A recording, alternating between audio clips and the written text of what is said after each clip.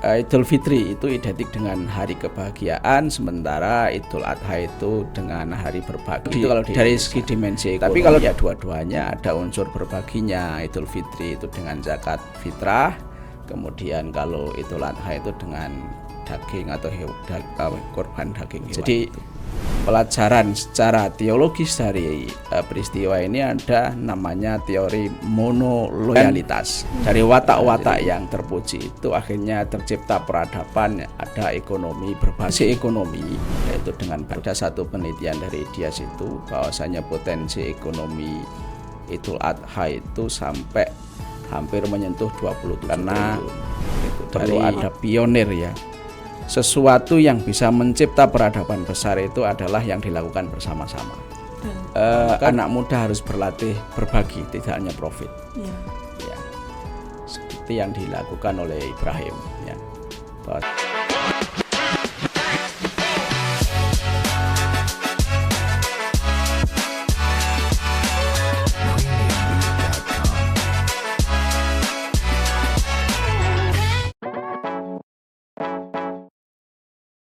Bismillahirrahmanirrahim. Assalamualaikum warahmatullahi wabarakatuh. Kembali lagi bersama saya Meilana Widyaningsih dalam VP TV. Kita kali ini akan berbincang terkait Idul Adha dan ekonomi berbagi bersama narasumber kita Bapak Dr. Waloyo. Yeah. Bapak Dr. Waloyo dosen dari PPS atau ES misalkan. Bisa PPS, bisa ES. Oh iya, dua-duanya bisa ya Pak. Begitu teman-teman, perbincangan kita karena momentumnya saat ini terkait Idul Adha, sehingga kita akan sedikit berbincang-bincang kaitannya dengan Idul Adha yang kita sambungkan dengan ekonomi ya, karena kita Fakultas Ekonomi dan Bisnis Islam. Ya Pak Waloyo, kalau Idul Fitri itu kan identik dengan berbagi kebahagiaan ya. Apakah Idul Adha itu bisa disebut sebagai momentum berbagi rezeki juga itu ya Pak? Sebenarnya sama ya antara Idul Fitri dan Idul Adha, itu kan dua hari raya besar. Tapi kalau Idul Fitri itu kan di Indonesia itu terkenalnya dengan hari raya kebahagiaan, kembali kepada suci, kemudian kemeriahannya itu berbeda dengan di Timur Tengah. Tapi sebaliknya kalau Idul Adha itu kalau di Indonesia tidak semeriah ketika Idul Fitri, beda dengan Idul Adha di Timur Tengah, sehingga Idul Fitri itu identik dengan hari kebahagiaan, sementara Idul Adha itu dengan hari berbagi. Itu kalau di Indonesia. Tapi kalau dari segi dimensi ekonomi ya dua-duanya ada unsur berbaginya. Idul Fitri itu dengan zakat fitrah, kemudian kalau Idul Adha itu dengan daging atau korban daging hewan itu gitu. Ya, Pak. Jadi apa sih sebenarnya makna ekonomi berbagi yang bisa ditemukan dalam momentum Idul Adha ini, Pak? Kalau kita menengok ke potensi ekonomi ya, ada satu penelitian dari Dias itu bahwasanya potensi ekonomi Idul Adha itu sampai hampir menyentuh 27 triliun gitu dari dari hewan yang dikorbankan itu, sehingga putaran keuangannya itu segitu gitu. Kalau makna berbaginya tentu itu satu, dari orang yang berkorban itu akan memberikan dampak ekonomi ketika terjadi peristiwa Idul Adha ini. Putaran ekonomi mulai dari peternak itu permintaannya jelas akan meningkat, ya kan. Kemudian kalau yang merasakan manfaatnya jelas orang-orang yang menerima hewan korban tersebut gitu. Kemudian ada dampak sosial juga yang bisa dirasakan oleh masyarakat, terutama masyarakat yang selama ini dalam tanda kutip di bawah garis kemiskinan, itu dia akan mendapatkan manfaat berupa tambahan gizi gitu. Kemudian secara psikologi, secara sosial dia akan merasa terperhatikan oleh kalangan orang-orang yang mampu, yang selama ini mungkin dia kok tidak ada ya yang memperhatikan itu, ternyata dengan momentum korban ini akhirnya dia merasa terperhatikan dengan adanya diberikan daging korban itu. Saya kira dampaknya juga sangat luas ya Pak. Iya, Seperti itu. Ya sangat di pasar luas. tuh yang jualan bumbu-bumbu itu juga laku Pak. Betul. Kemudian saya kan sering melihat di lapangan juga ya. Jadi kenaikan harga kambing misalkan itu ketika momentum Idul Adha sebulan sebelumnya itu sudah merangkak naik, bisa sampai 500.000 satu ekor gitu. Kemudian permintaan bagi belantik-belantik itu juga banyak. Akhirnya dia kan sering awalnya mungkin bawa 5, 10, tapi ketika Idul Adha bisa bawa 2 mobil, 3 mobil ke ke pasar. Gitu. Kemudian dengan adanya intensitas penjualan, kemudian pasar semakin ramai, juga pedagang-pedagang makanan di pasar juga akan dapat dampak positifnya. Kemudian permintaan pakan yang selama ini bisnis di bank pakan pun akan meningkat ya. Gitu. Itu dampak ekonomi dan dampak sosialnya. Oke, Pak. Selanjutnya siapa saja sih yang sebenarnya merasakan manfaat ekonomi dari pelaksanaan kurban ini Pak? Selain penerima. Selain penerima ya tadi satu jelas peternak ya. Iya. Peternak akan merasakan itu. Kemudian kedua yang selama ini bergelut di penyiapan pakan, baik yang pakan berupa silase yang sudah diawetkan itu kan ada juga itu yang kemudian dijual. Atau orang-orang yang selama ini hanya menyediakan pakan segar ya seperti rumput gajah itu juga semakin laku juga kalau dijual. Ada orang yang memang konsentrasi di penyiapan pakan saja, tidak dia ternak gitu enggak gitu. Kemudian yang kedua transportasi ya. Transportasi juga akan merasakan imbasnya juga. Dia akan semakin banyak permintaan untuk pengantaran ke sana kemari gitu. Kemudian komunitas remaja masjid itu juga nanti akan merasakan dampaknya karena dia nanti di situ akan ada perputaran ekonominya masjid karena ada kegiatan-kegiatan kurban. Kemudian orang yang memang potensinya menjadi jagal atau juru sembelih itu juga akan merasakan potensi dari adanya momentum Idul Adha ini, Mbak Mai. Iya, Pak. Kemudian mengapa sih Pak Idul Adha itu sering disebut dengan bukan hanya ibadah spiritual ya, tetapi juga ibadah sosial dan ekonomi. Gini, mungkin saya bicara ibadah spiritual dulu ya. Kalau Ibrahim itu kan 86 tahun dia menunggu anak yang namanya Ismail gitu. Kemudian dalam surat As-Saffat itu dikatakan Rabbi habli minas solihin. Ya Allah, karuniakan kepada saya selama 86 tahun itu saya menunggu, berikanlah anak yang soleh gitu. Kemudian jawaban Allah, fabasyarnahu bihulamin halim. Saya karuniai dia dengan anak yang bijak dan sebagainya. Tapi setelah berumur dewasa, Ibrahim mengatakan, qala ya bunayya, ini arafil manami ani atbauka. Wahai Ismail anakku, saya mimpi bahwasanya saya diperintah Allah untuk menyembelih kamu. Gitu. Maka jawaban Ismail adalah qala ya abati if'al madza tu'mar satajuduni insyaallah minas sabirin. Lakukan apa yang diperintahkan oleh Allah Subhanahu wa taala, insyaallah kita akan menjumpai atau Bapak akan menjumpai saya orang-orang yang sabar. Itu jawaban Ismail. Jadi pelajaran secara teologis dari peristiwa ini ada namanya teori monoloyalitas.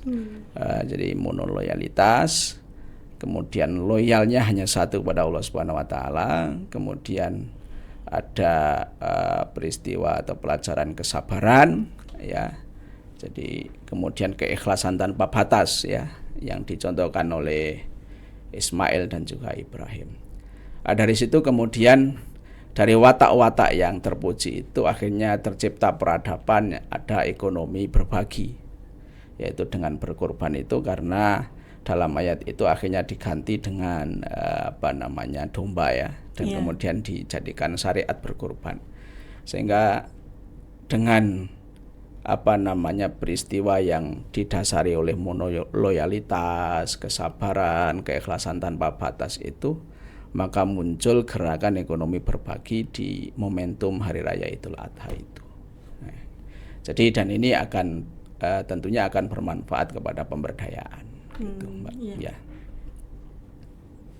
Mengapa semangat berbagi yang kuat saat Idul Adha itu terkadang sulit dipertahankan dalam kehidupan sehari-hari? Pertama karena musiman ya. Ya, betul. Karena musiman. Yang kedua, tidak semuanya, tapi ada sebagian masyarakat yang memang kesadarannya hanya ketika ada iming-iming pahala gitu, yang besar ketika Idul Adha.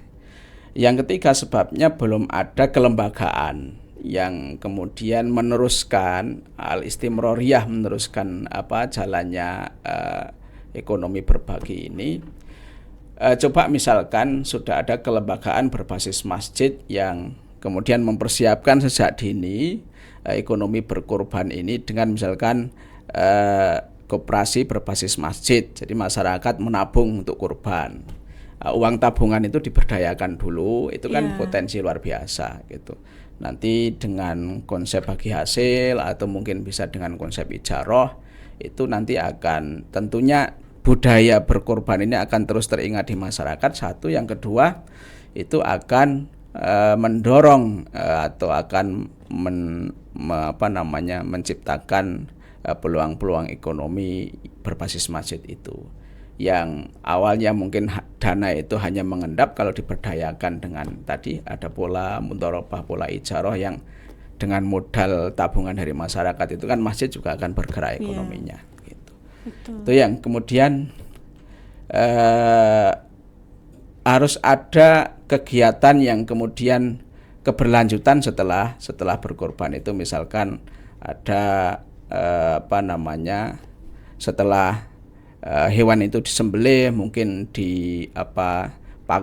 dikemas dengan baik dan kemudian nanti dibagikan. Tidak harus saat itu bisa nanti momentum di Jumat Berkah. Kemudian nanti ada makan bersama, terus menerus seperti itu nanti akan membuat kuatnya kekuatan atau pemikiran masyarakat ketika dia itu lepas dari Idul Adha dan bisa melanjutkan semangat itu di hari-hari selanjutnya gitu. Jadi ada beberapa hal yang melatar belakangi itu kenapa kemudian di luar Idul Adha kemudian menjadi lemah gitu kan. Gitu Mbak Mei. Pak. Lanjutnya, bagaimana korban itu dapat membantu menggerakkan roda perekonomian masyarakat dari peternak sehingga ke penerimaan manfaat? Dari awal ini manfaatnya jelas ya. Yang pertama, peternak itu nanti akan semakin banyak permintaan. Dan mungkin walaupun musiman tapi kan persiapannya untuk mempersiapkan 1 tahun itu sejak awal gitu ya. Kemudian untuk persiapan itu juga ada pihak-pihak terkait yang tadi sudah saya sampaikan, seperti penyedia pakan, kemudian obat-obatan ternak, ya. Kemudian kaum buruh yang mungkin ada sebagian masyarakat yang punya peternakan besar, kemudian beberapa orang buruh di situ untuk memelihara peternakan itu. Ya, kemudian selanjutnya nanti ada rantai pasok ya. Di situ ada belantiknya, ada pedagang hewannya. Kemudian di pasar itu juga nanti akan semakin ramai, dan kemudian ada permintaan-permintaan selain tentunya hewan kurban atau hewan itu sendiri, karena di pasar itu kan ekonomi berputar, ada pedagang makanan, kemudian ada pedagang minuman dan lain sebagainya. Nah, kemudian setelah itu nanti juga akan berimbas kepada komunitas tertentu seperti komunitas masjid, tadi ada tukang jagal atau juru sembelih. Kemudian nanti juga kulit dan jeroannya juga bisa dimanfaatkan untuk hal-hal yang lain yang juga itu ada potensi ekonominya gitu. Kemudian di akhir tahun 2025 menjelang 2026 itu ada satu fatwa yang mengatakan bahwasanya hewan kurban yang di Arab Saudi, dam al-Dhabah, itu bisa disembelih di Indonesia. Ini ada hitung-hitungan potensi ekonomi saat bertambah dari 27 triliun tadi bertambah 1,1 triliun sehingga menjadi 28,1 triliun. Itu jadi nanti kalau itu betul-betul dilaksanakan, jamaah haji tidak menyembelih di Baitul Haram, tapi menyembelihnya di Indonesia itu akan menambah potensi ekonomi yang luar biasa juga gitu. Aturan yang baru gitu. Ya, fatwa beberapa ormas Islam itu membolehkan, tapi belum semuanya gitu. Oke, Pak. Selanjutnya, bagaimana sih Pak cara kita menerapkan semangat ekonomi berbagi ala Idul Adha sepanjang tahun sih? Bukan hanya di hari raya aja gitu Pak. Itu penting ya. Jadi satu tadi kita harus menyadarkan masyarakat bahwasanya semangat berbagi itu tidak hanya musiman. Semangat filantropi itu sepanjang masa. Karena kalau kita lihat misalkan di teori distribusi kekayaan itu kailayakuna dulatam bainal aghniyai minkum, agar harta itu tidak hanya menumpuk di orang-orang kaya saja, maka kemudian ketika kita punya usaha, ketika kita punya bisnis, ketika kita punya kelapangan rezeki, itu ada satu kewajiban yang beda dengan di konvensional. Kalau konvensional orang punya PT itu cukup biaya produksinya saja yang dikeluarkan. Tapi kalau di syariah itu selain biaya produksi itu harus ada juga yang dikeluarkan, yaitu yang sifatnya wajib itu zakat, yang sifatnya sunnah atau himbauan itu bisa sedekah, bisa hibah, bisa hadiah. Dan ini harus dibangun kesadaran. Kemudian filantropi atau kesadaran berbagi ini juga tidak sekedar hanya berbagi, tapi yang terpenting juga adalah mengangkat dari dari orang miskin menjadi orang kaya. Jadi orang-orang miskin itu biar terangkat menjadi orang-orang yang bisa menjadi muzaki. Jadi ini semangatnya, maka perlu ini terus-menerus ditanamkan. Namun begitu juga perlu ada ekonomi kelembagaan, ya ekonomi jamaah. Karena perlu ada pionir ya. Sesuatu yang bisa mencipta peradaban besar itu adalah yang dilakukan bersama-sama.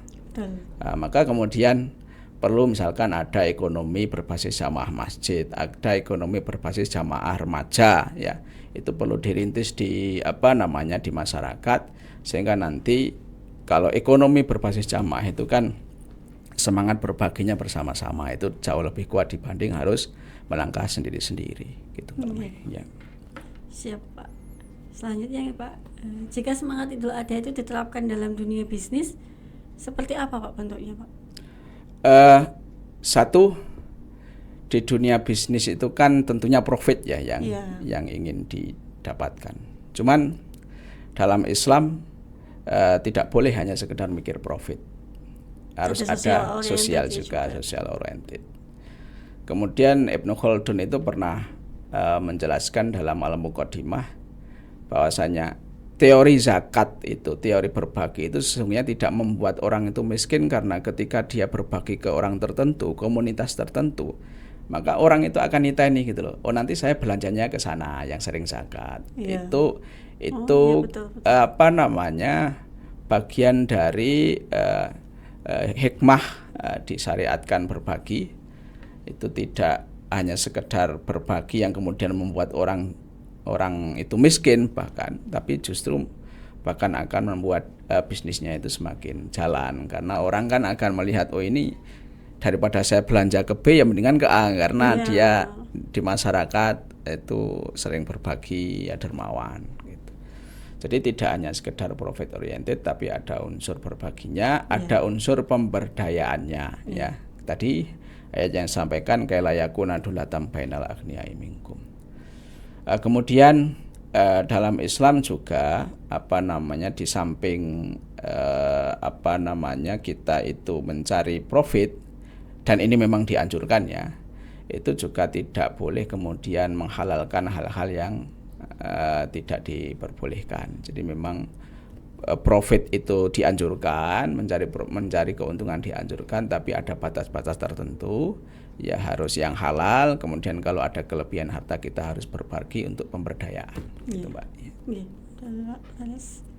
Terakhir Pak, apa sih Pak pelajaran ekonomi paling sederhana yang bisa dipetik anak muda dari peristiwa kurban ini? Satu, anak muda harus berlatih berbagi, tidak hanya profit. Ya, seperti yang dilakukan oleh Ibrahim. Ya, bahwasanya dia rela berkorban untuk tadi monoloyalitas tadi. Yang kedua, pemuda atau remaja itu harus berani untuk mengambil resiko. Ini kan pelajaran dari Ibrahim tadi. Dia mengambil resiko yang besar demi untuk mencipta peradaban. Jadi semakin besar resiko yang dihadapi oleh anak muda ini nanti, para pemuda, para remaja itu, insya Allah profitnya semakin besar gitu. Apa yang dicipta nanti peradaban juga akan semakin besar. Jangan takut mengambil resiko. Yang kedua, harus mulai untuk merintis ekonomi berjamaah. Jadi berjamaah ini manfaatnya sangat besar, karena kalau kita melihat ya, satu saja misalkan pembelajaran yang penting, ada pengelolaan ekonomi filantropi, misalkan wakaf saja yang dikelola secara berjamaah gitu. Dan ini bisanya hanya berjamaah, bersama, ekonomi bersama. Kalau sendiri-sendiri nggak bisa. Itu nanti kita bisa membeli Indonesia. Contohnya wakaf, setiap hari kita gerakkan wakaf tunai gitu kan. Wakaf itu kan sesuatu yang tidak bisa, pokoknya nggak boleh habis, tapi bisa dikembangkan, bisa diberdayakan, kemudian hasilnya untuk kepentingan sosial. Ini kan modal akan semakin terakumulasi sampai hari kiamat. Sementara keuntungannya nanti untuk sosial. Dan ini hanya bisa dilakukan oleh ekonomi berbasis jamaah. Ya bisa jamaah masjid dan lain sebagainya.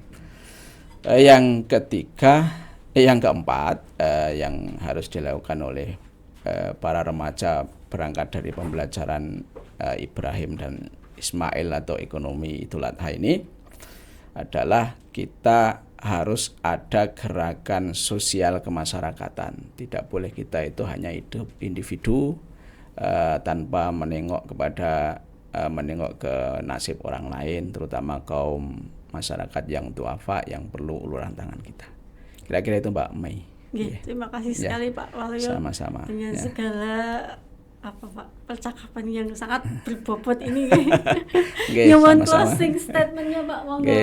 Terima kasih ya. Yang pertama, pembelajaran dari Ibrahim dan Ismail ini cukup besar ya. Jadi untuk mencipta peradaban yang besar yang itu tentunya berkelanjutan, dan salah satunya adalah untuk pemberdayaan ekonomi masyarakat dan akan dianut terus oleh masyarakat, maka butuh jiwa pengorbanan yang luar biasa, pemberani. Yang pertama, yang kedua adalah ikhlas tanpa batas. Yang ketiga, meskipun itu semua kita lakukan dan mungkin nanti ada kesuksesan di kemudian hari, semua itu walillahi ma fis samawati wal ar. Semua adalah milik Allah Subhanahu wa taala dan akan kembali kepada Allah Subhanahu wa taala. Terima kasih. Terima kasih sekali Pak Waluyo. Teman-teman semuanya, sudah di penghujung dari perbincangan dengan Bapak Dr. Waluyo terkait dengan Idul Adha dan seputar ekonomi yang terdampak dengan peristiwa Idul Adha. Dari kami, saya Milana Widianise dengan Bapak Dr. Waluyo undur diri. Kalau ada salah kata, salah sikap, mohon maaf lahir dan batin. Wassalamualaikum warahmatullahi wabarakatuh. Waalaikumsalam warahmatullahi wabarakatuh.